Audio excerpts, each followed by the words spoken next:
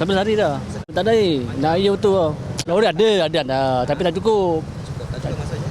Yelah orang banyak kan. Kita beratur memang beratur tak apa. Tak cukup. Lori kalau daripada Sabah satu hari tu tak tentu. Kadang satu kali, kadang 2 kali tentu. Lepas tu kita tersendiri lah. Isu air dekat tempat saya ni kira baru kali pertama lah dalam tahun 2014 ni kan. Tak ada, baru ini kali pertama. Tapi yang saya tak puas hati ni, macam tak ada air pun kita tak boleh salah mana-mana pihak kan. So apa kata kalau pihak Sabah kata tak ada air, katakan dia bagi notis kan. Bagi notis, okey dalam 2-3 hari kawasan ni tak ada air. Kita pun boleh standby walaupun tak banyak kan. Sebab macam saya ada anak 6 orang. Semua sekolah. Kalau tak ada air macam mana kita nak mandi, nak makan kan. Takat tu. Kalau saya hidup bujang saya tak kisah. Mana-mana pun saya boleh redah kan. Apabila saya tanya jumpa orang Syahbas, kenapa blok saya tak hantar? Dia cakap sikit lagi saya hantar. Sampai pukul 3 pagi saya tunggu, tak ada. 2-3 kali macam tu. Mana boleh kalau nak main perasaan orang macam tu. Tak boleh. Saya tahu dia kerja siang malam pagi petang kan.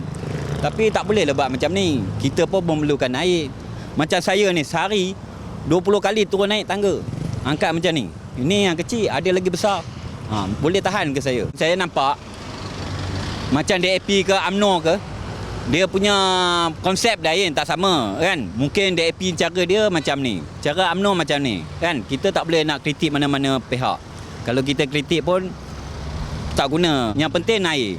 Sampai sebab air pun orang boleh bergaduh.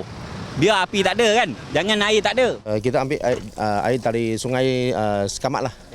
Kira sungai Sekamat lah. Kita sampai pukul 1 ke atau 2 lah. Pagi, kadang-kadang pagi sampai pagi pukul 10 lebih sampai besok pagi pukul 1 ke 2. Lebih kurang kita hantar 6 sampai 8 lah. Trip lah. Saya pun sendiri sini, saya pun terlibat juga 10 tahun tu. Tak benar lah dia kata. Tak benar lah. Saya dekat sedang pun tak benar lah. Tak benar. Memang susah lah.